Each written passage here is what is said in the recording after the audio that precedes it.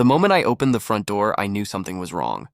He was sitting in my living room, comfortably, like he owned the place. One leg crossed over the other, a smug smile on his face, fingers wrapped around a glass from my cabinet.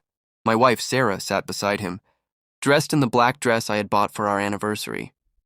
Then he looked at me and said, almost casually, "Your wife is going on a date with me tonight. It's non-negotiable." For a second, the world went silent. No anger, no shouting, just a sharp ringing in my ears. I looked at Sarah. She smiled. That smile cut deeper than any knife ever could. I put my keys down on the table, turned around, and walked out of the house without saying a word. Behind me, I heard him laugh. He thought I was broken. He had no idea I had been rebuilding myself for months. Because betrayal never begins in one moment. It starts with details, tiny cracks, late-night messages, perfume she never wore for me, phone calls she took in the kitchen with her voice lowered. I had noticed it all. At first, I blamed myself. Maybe I was too busy with work. Maybe I had become distant. That's what love does.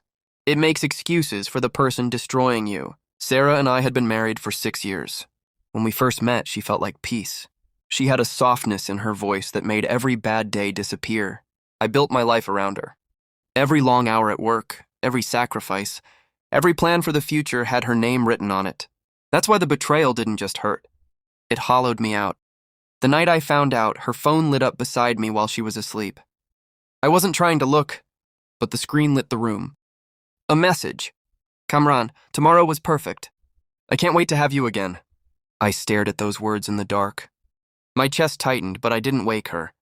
I didn't scream. I didn't ask questions. Instead, I became silent. Careful. I started watching. Patterns appeared. Every Thursday, every girls' dinner, every sudden meeting that lasted too long. I followed once. Just once. That was enough. I watched her step out of his car outside a hotel, laughing the way she used to laugh with me. That was the night love died. What replaced it was something colder. Focus. I hired a private investigator the next morning. Photos, hotel records, messages, bank transfers. That was when I learned the truth was even uglier. She wasn't just cheating. She had been moving money from our joint account. Small amounts at first, amounts designed not to be noticed. But I noticed. Every rupee, every lie. I said nothing. For 2 months, I played the perfect husband. I smiled at dinner. I asked about her day. I kissed her forehead before sleep. Meanwhile, I met with my lawyer in secret. The house title was updated. Joint accounts were frozen. Every illegal transfer was documented. I even discovered that Kamran had been using one of my company's subcontractors to route fake invoices and siphon funds. He thought he was clever. Men like him always do. Tonight, when he sat in my house and spoke to me like I was nothing, I almost admired his confidence. Almost. I walked to the garage and opened my work cabinet. Inside was my nail gun. Heavy. Cold. Industrial grade. I held it firmly and walked back inside. The moment they saw me, the room changed. Kamran stood up. His smile vanished. I raised the tool and pointed it directly at his chest. "You have 2 seconds before I shoot." Sarah gasped. Kamran took a step back.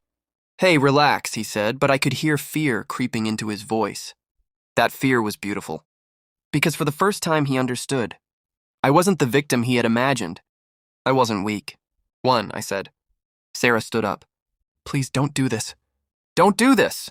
Funny, as if this moment had started with me. As if betrayal hadn't already fired the first shot. 2. Before anything else could happen, the front door opened. 2 police officers walked in. Behind them came my lawyer. Then the private investigator. Kamran's face went pale.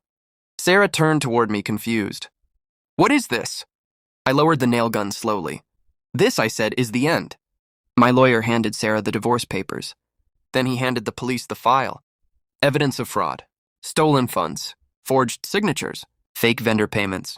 Every move they made had been traced. Kamran looked at Sarah, shock replacing his fear. He hadn't known she was stealing from me. Sarah hadn't known I had known everything. That was the beauty of patience. The police moved toward him first. The handcuffs clicked around his wrists. A small sound, but to me it sounded like justice. Sarah's eyes filled with tears. Not because she was sorry, because she had finally realized she had lost. The house, the money, the illusion of control. Most of all me, she whispered. I never meant for this to happen. I looked at her, calm and empty. You meant every choice that led here. Kemran was led outside, no arrogance left in him now. No smile, no confidence. Just panic, a living nightmare. Exactly what he had brought to my door. When the house finally fell silent, I stood alone in the living room. The same room where we once planned our future. Now it felt clean, cold, free. People think revenge is rage. It isn't. Rage is messy. Revenge is patience. It is silence sharpened into a blade. I didn't destroy them with violence. I destroyed them with truth. And as I looked around the house that was finally mine again, I felt something I hadn't felt in months. Peace. Not because they fell, but because I rose.